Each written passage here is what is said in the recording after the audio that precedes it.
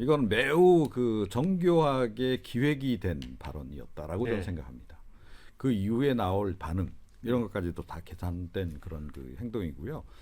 왜 이 발언을 이제 한동훈 후보가 이제 던졌을까 이제 하는 거죠.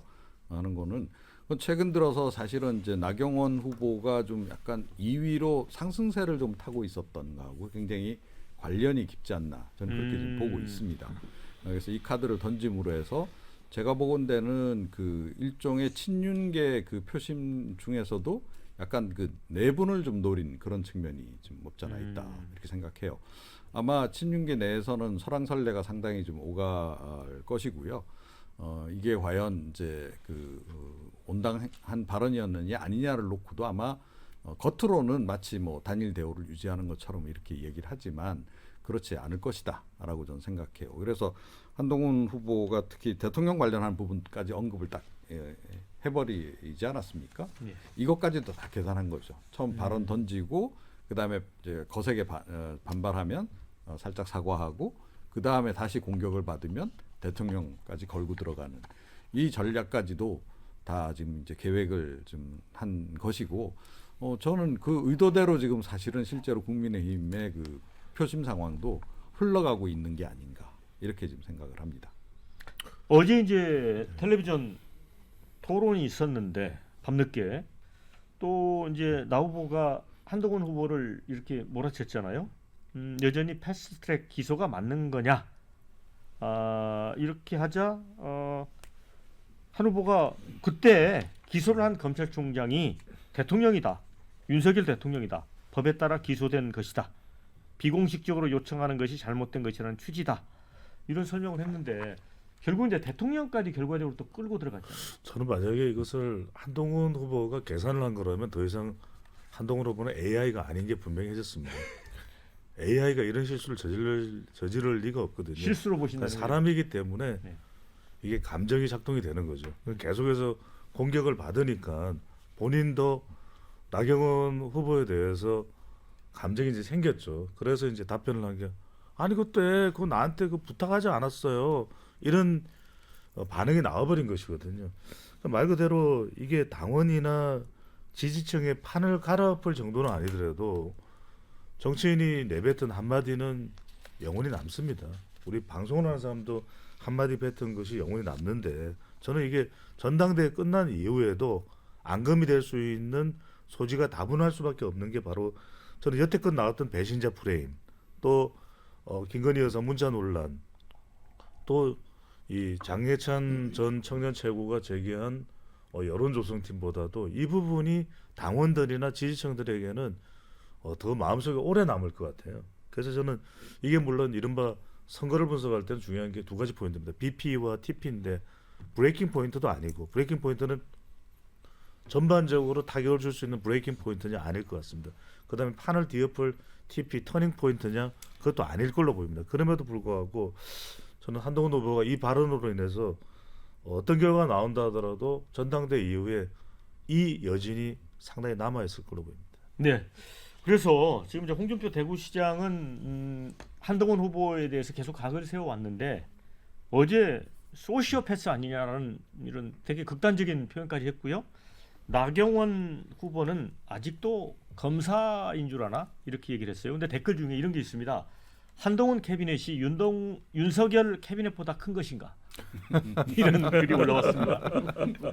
아니 제가 이 부분과 관련해서 그 정확하게 법리적인 부분만 말씀을 드리면 그 국회 선진화법이 이제 그 국회 의결에 대한 육탄 저지를 막기 위한 법률이지만 기본적으로 공무집행 방해죄를 그 같은 본질로 합니다. 근데 공무집행 방해죄는 위법하고 절차가 위법한 공무에 대해서는 공무집행방해죄가 성립하지 않아요. 예를 들어 미란다 원칙을 고지하지 않은 상태에서 체포 행위를 하면 거기에 반항하는 행위는 공무집행방해죄가 아닙니다. 그래서 국회 선진화법이 이제 뭐 적용된 예가 이번에 처음 거의 적용이 되는 부분이라서 판례가 새로 형성되는 부분이긴 하지만 그 패스트트랙 전국이 이제 촉발된 게 그 국회의장의 오신환 의원을 제2배 의원으로 위법한 불법적인 사보임을 하는 절차 위법에서 시작이 됐기 때문에 법리적으로는 그때도 마찬가지고 자유한국당 때도 이게 그 절차적으로 위법한 그 국회 의결 과정이었고 여기에 대해서 그 저항을 한 거거든요. 그래서 저는 법리적으로도 이제 공소를 제기하지 않은 게 맞다라고 생각을 하고 문재인 정부에서 저는 보수 탄압의 상징으로 그 보수 진영은 생각을 하고 있습니다. 이 공소 제기가 공소 취소가 돼야 되는 상황이었고 그리고 두 번째는 한동훈 위원장은 사과를 하면서 한동훈 후보는 사과를 하면서 전혀 예정이 없었던 이야기라고 하는데 근데 그때 이제 말씀하시는 그런 분위기나 표정 그리고 그 말씀하시고 나서 그 토론회에서는 특별히 거기에 대한 수습하는 발언도 없어요. 그거는 결국 이제 머릿속에는 두고 있었고 그 발언하는 그 과정 그 토론 끝날 때도 별로 후회하는 생각이 전혀 없는데 막상 던지고 보니까 뭐 반응이 안 좋고 왜 이러지 해서 그냥 사후적으로 그 사죄를 하는 그런 제스처만 취했다는 생각이 들고 그리고 이제 그리고 나서 토론회에서도 이 부분에 대해서 당연히 쟁점이 될 수밖에 없죠. 사실 보수 진영의 지지자들이나 당원들 입장에서는 아까 우리 배종찬 소장님 말씀하신 것처럼 제일 놀랄 만한 이야기를 들은 거예요. 근데 거기에 대한 답변도 솔직히 진짜 진정으로 사죄하는 그런 모습은 전혀 아닌데다가 그 대통령을 끌어들였잖아요. 그 당시에 이제 기소를 한 검찰총장이 대통령이다라고 이야기를 했는데 본인이 항상 이야기했던 게 뭐라고 이야기했습니까? 자기는 상사한테 맹종하지 않는다. 그거는 이제 업무적인 협조 관계다. 그리고 자기도 자기 의견 이야기하겠다. 항상 그래왔다. 그런데 지금 본인의 이야기를 묻는 거잖아요. 본인의 의견이 뭐였냐 그때. 그걸 묻는데 갑자기 그때는 또 대통령을 끌어들이는 거. 이거는 그냥 제가 볼 때는 한동훈 후보의 선택적 맹종이다. 자기가 그 필요할 때는 이제 맹종했다가 또 다르게 필요할 때는 맹종 안 한다고 했다가 이런 선택적 맹종과 맹종하지 않는 관계를 그냥 보여준 거에 불과하다라는 생각입니다. 하은기 부대변인, 그 이제 결국은 국힘 전당대회가 자폭 전당대회. 어찌 보면 좀 팀킬이랄까요? 지금 이렇게 가고 있잖아요. 뭐 대표가 되는 데는 한동훈 후보가 대표가 되는 데는 저도 대세에 크게 지금 네. 영향이 없다고 생각하는데 이후 지도력은 크게 상실했다고 네. 생각해요. 누가 한동훈 당 대표가 되면 상의할 수 있겠어요. 뭔가 민원을 넣거나 이런 식으로 자기가 분리할 때 전부 다 공개될 수 있는 상황에서 그 캐비넷 때문에 예. 패스트트랙 관련해서는 저는 이 부분에 대해서는 원장님과 생각이 완전히 다른 게 제가 그때 국회 사무처에서 근무하고 있었어요. 예. 국회 사무총장실에 있어가지고 그때 퇴근도 못하고 그걸 현장에서 다 봤거든요. 이거 거의 유죄가 확실시되는 사안이고 당시에 자유한국당 지금은 이제 친윤으로 분류되는 의원들이 그때 당시 유인태 사무총장이었는데 방에 와서 중재해달라고 부탁하면서 자기들도 불법임을 인지하고 있다고 말했어요. 아마 기사로 찾아보면 있을 텐데 법률가니까 잘 아실 거예요. 공소 취소 얘기를 왜 하느냐? 재판에서 지거든요. 이 자신 있으면은 재판 가서 이기면 되는 거잖아요. 근데 왜 이걸 법무부 장관한테 그런 부탁을 하는 게 과연 타당한가라는 게 있는 것이고 그 본인이 안 들어줬으면 그냥 그러고 넘어가면 되는 거거든요. 그걸 방송에서 공개한다는 게 이게 되게 치명적인 사안인 거예요. 한동훈 후보가 그렇다고 해서 법무부 장관으로서 법률적으로 그렇게 공정하다는 인식을 주는 사람도 아니거든요. 이재명 대표한테 한 거에 비하면 일단은 증거가 차고 넘친다. 구속될 증거가 차고 넘친다. 그런 식으로 일단은 사실상 사법 판단 혹은 수사 방향에 대해서 가이드라인을 제시했다 싶을 정도로 깊숙이 개입을 해놓고 이런 건에 대해서는 또 법무부 장관은 중립 원칙을 지켜야 된다 그러면은 지지층에서 과연 납득을 할지 잘 모르겠습니다. 제가 댓글 중에 이런 게 있습니다. 한동훈의 EB 리스크임이 확실히 입증됐다 이렇게 올려주신 분이 있고 또 반면에 자 이래도 한동훈이 부동의 유리라는 거는 윤 대통령과 친윤에 대한 반감이 얼마나 큰가 이걸 보여준다. 이게 이제 두 가지를 이제 믹스를 해 보면 자 이게 이제 향후에 이제 지금 이제 오늘부터 저 투표에 들어갔잖아요. 이게 어떻게 그 결론이 날까요? 영향이 클까요, 적을까요? 저는 분명히 영향은 있을 겁니다. 영향은 있지만 판을 뒤집기는 어려운 상황일 것이다. 왜 그렇게? 그러면 결선 투표 안 가고 1차에서 끝날 거로 봅니까? 저는 그렇게 예상합니다. 뭐 제 개인적인 예상이긴 합니다만 그렇게 보는 이유는 선거든 이런 투표의 경우에는 가장 공학적으로 중요한 것은 지금 한동훈 후보가 타격을 받긴 했습니다. 이걸 오롯이 어떤 한 후보가 다 가져가야 돼요. 그것도 빠른 속도로. 오늘부터 투표 시작이거든요. 예. 근데 그렇게 가져가기에는 너무 시간이 없는 거죠. 그런 상황에서 국민의힘 지지층이나 또는 무당층 또 당원들도 이게 당원들이 한 84만 명 정도가 되면은 물론 대구 경북이나 영남에서는 영향받을 수 있지만 또 반대로 한동훈 후보에 대해서 지지를 보내고 있는 수도권에서는 또 젊은 세대들은 또 더 결집을 할 수도 있어요. 지난 총선 이후에 또 총선 직전에 들어왔던 당원들 숫자도 꽤 되기 때문에 세 가지 포인트에서 저는 말씀드리면 확장성인데 2주 뒤에 만약에 투표가 이루어진다면 어떻게 될지 모르겠어요. 저는 당선자가 바뀔 수도 있을 것 같습니다. 예. 하지만 시간이 너무 없다.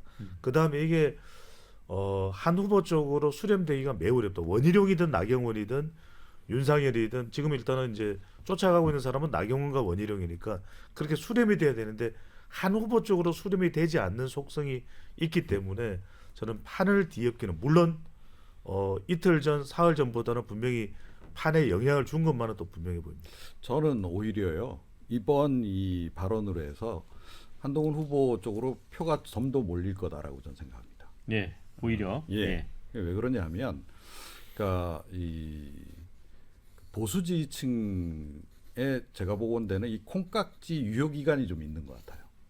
그러니까 보수 지지층이 누군가를 딱 마음에 들어하면 그 사람을 좋아하는 일정 기간이 이제 있는 거예요. 그 사이에는 뭐 누가 뭐라 해도 안 들려.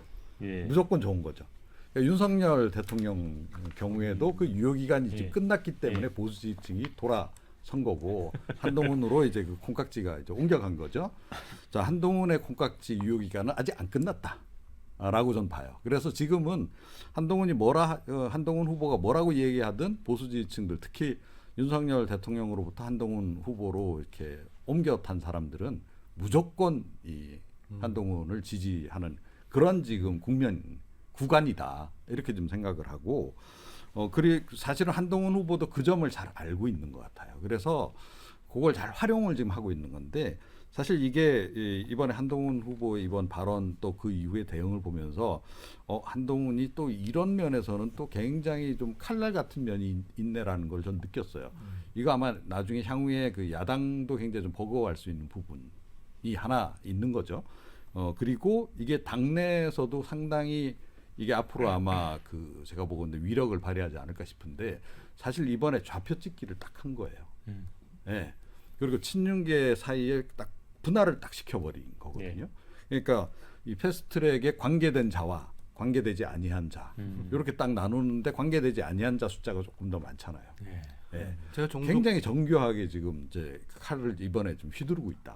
저는 그렇게 생각합니다. 예, 박은기 부대변인. 제가 종종 그 국밥집 갤럽 뭐 등산객 미터라고 해가지고 예. 일반 시민들 이 여론이 어떤지를 그 우스갯소리로 얘기를 하곤 했는데 국밥 먹을 때 식당에서 그 아저씨 할아버지 분들이 그러시더라고요. 야 그래도 저런 거를 얘기하면 되나?라고 하면서 동시에 뭐라고 하시냐면은 근데 저걸 왜 한동훈이가 사과하노 이러더라고요. 그러니까 실제 그 말이 맞다면 건조하게 봤을 때 이 정파적인 입장 이런 걸 빼고 보면은 잘못은 나경원 후보가 한 거잖아요. 사실은 국민들이 봤을 때는 저건 나경원 후보가 사과해야 될 일이지 사실이라면 그게 정당했다고 우기고 있고 사과는 한동훈 뭐 후보가 하고 있게 맞냐라는 반응이 있어요. 이게 진짜 약간 봉합을 안 하면 위험한 게 국민 눈높이에 되게 멀어지는 방식으로 지금 반 한동훈 세력들이 지금 끌고 가고 있는 거거든요. 그래서 이 부분도 지금 그 나머지 후보들이 좀 알아야 될 것 같아요. 짧게만 보태면요. 나경원 후보가 사과한다라는 것은 더불어민주당 지지층이나 다른 정치적 성향층에서 볼 때는 그렇게 볼 수 있지만 국민의힘 지지층에서는 나경원 후보를 오히려 옹호할 거예요. 왜 그러냐면 이건 국민의힘에서는 패스트트랙에 대해서 공소되는 부분에 대해서는 나경원 의원이 당시 원내대표로서 그렇게 행동하는 것이 맞다라고 판단할 가능성이 높을 것 같습니다. 네, 자 댓글 좀 소개를 해드립니다. 한동훈은 이 패스트트랙으로 고통당하는 동료 의원들 아픔을 전혀 고려치 못한 실수를 저질렀다 이런 의견이 있고요. 자 그렇다고 이때도 하고 집단 공격에 나선 친윤계도 꼴불견이다 이렇게 또 의견이 엇갈립니다. 판검사 출신들이 지들끼리 봐주고 청탁하는 꼴이 너무 한심하다. 이건 우리 하원기 부대변인이 약간 비슷하게 소개를 해주셨는데 자 3년 넘게 끌고 있는 재판이라 판사도 이러지도 저러지도 못하고 한다고 들었는데 그래서 공소 취소하는 게 제3의 방법이라는 거 아닙니까? 이런 의견이 있고요. 자 여야 서로 쌈박질하지 말라고 선진화법 만들어 놓고 기소를 취소해달라니 그런 법을 왜 만드냐 이런 의견도 있습니다.